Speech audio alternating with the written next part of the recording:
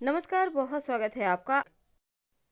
हिंदू धर्म में पूर्णिमा का व्रत सबसे ज़्यादा महत्वपूर्ण स्थान रखता है क्योंकि हर वर्ष 12 पूर्णिमा होती है और इस पूर्णिमा में जो कार्तिक पूर्णिमा है जिसको हम त्रिपुरी पूर्णिमा या गंगा स्नान के नाम से भी जानते हैं।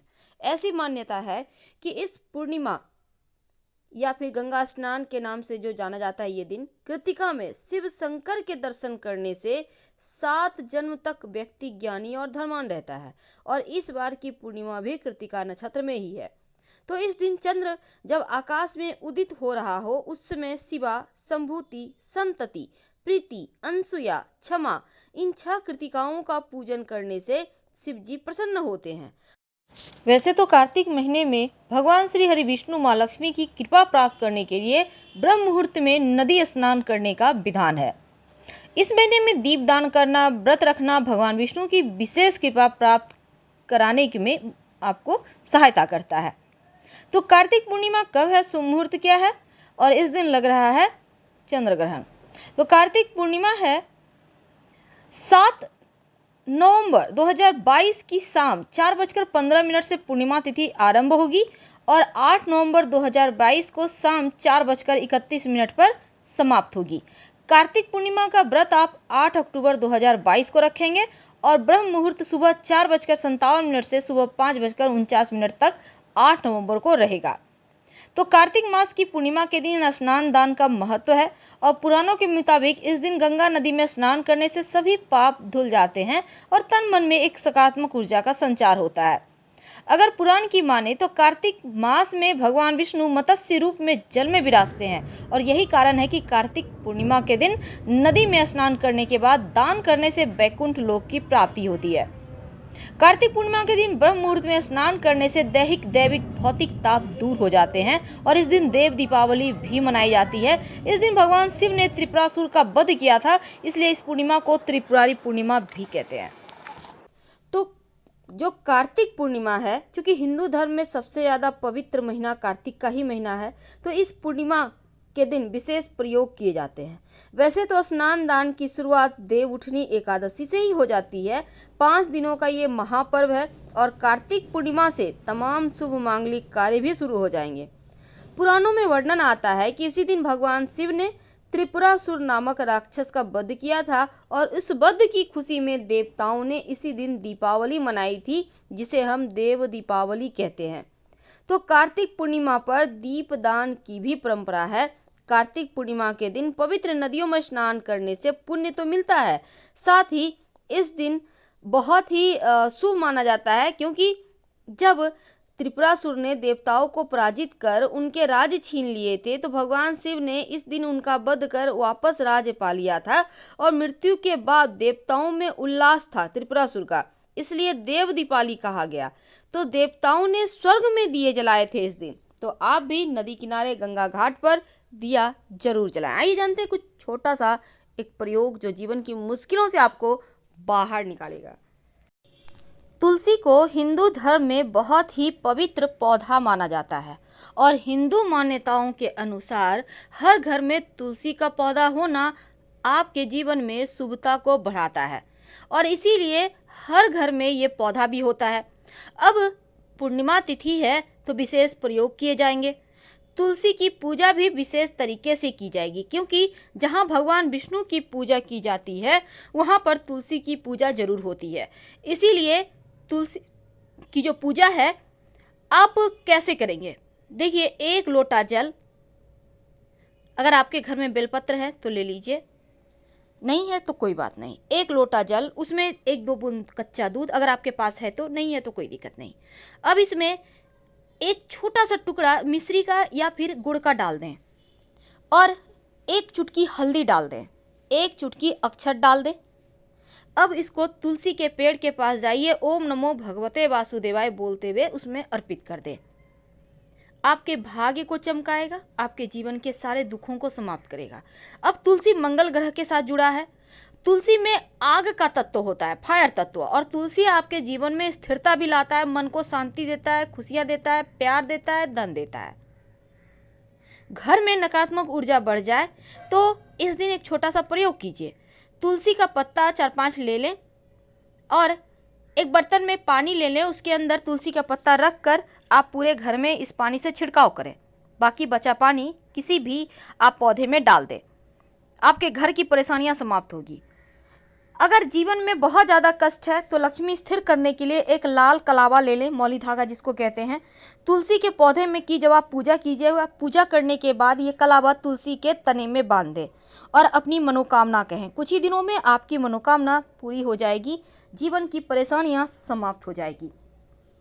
तो तुलसी में बहुत सारे जादुई गुण छुपे हैं। वैसे तो तुलसी जी की एक चुटकी मिट्टी लेकर लाल कपड़े में बांधकर अगर इसको रख लें अपने धन के पास तो धन भी बढ़ता है और लक्ष्मी स्थिर हो जाती है। अगर बच्चे ज़्यादा जिद करें तो तुलसी के पौधा के पास आप बच्चे को नियमित रूप से उनका दर्शन करवाएं, प्रणाम करवाएं और तुलसी के पत्ते सेवन करवाएं। वैसे इस दिन बहुत सारे तुलसी के टोटके किए जाते हैं। अगर आपका व्यापार नहीं चल पा रहा है ठीक तरह से तो एक बर्तन में, पात्र में पानी ले लें, उसमें 5-6 तुलसी के पत्ते आज के दिन रखकर छोड़ दें और अगले दिन आप इस पानी को पूरे व्यापार स्थल पर छिड़काव करें। बचा हुआ पानी पौधे में डाल दें, आपका व्यापार चलने लगेगा। क्योंकि यह टोटका है, अब ये टोटका करने के समय चुप रहिएगा, सिर्फ भगवान का स्मरण करें तो उत्तम रहेगा। तो अर्पित करें लाल कपड़े के ऊपर रखकर, फिर थोड़ा सा कुमकुम अक्षत से पूजा करें और माँ लक्ष्मी से धन आने की प्रार्थना करें। फिर माँ लक्ष्मी का कोई भी मंत्र जैसे ओम श्रीं श्रीय नमः का भी जप कर सकते हैं और फिर इसको बांधकर अपने धन के स्थान पे रख लें। ये आपके जीवन में धन की वृद्धि करेगा। वैसे जो आपने श्री हरि के चरणों में सिक्का रखा है उसमें से एक सिक्का उठाकर लाल कपड़े में बांधकर धन के स्थान पर अपने गले में या पर्स में रख लें तो धन की कमी कभी नहीं होगी।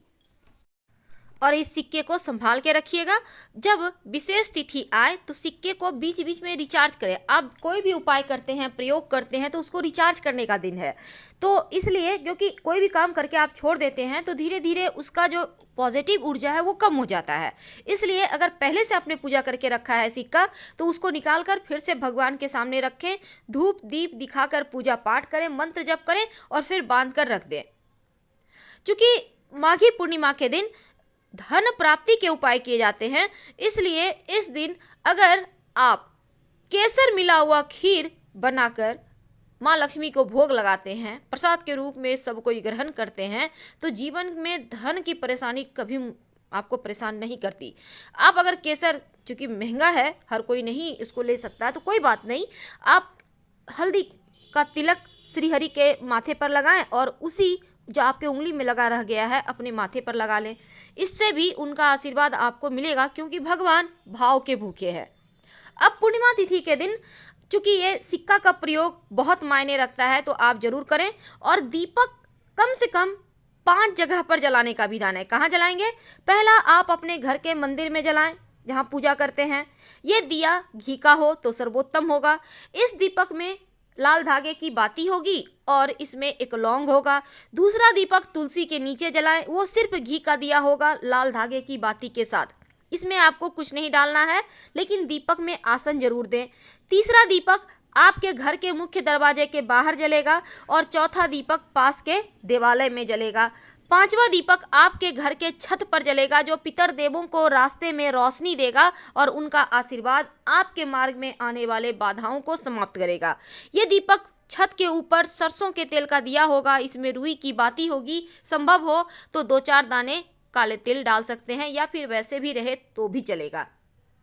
रात में सोने के पहले अपने तकिए के नीचे 1 रुपये का सिक्का जरूर रख के सोइएगा और अगले दिन इस सिक्के को किसी पास के मंदिर में जाकर रखाइएगा या किसी पेड़ के नीचे रख दीजिएगा, फेंकिएगा मत, क्योंकि लक्ष्मी का अपमान नहीं करना चाहिए।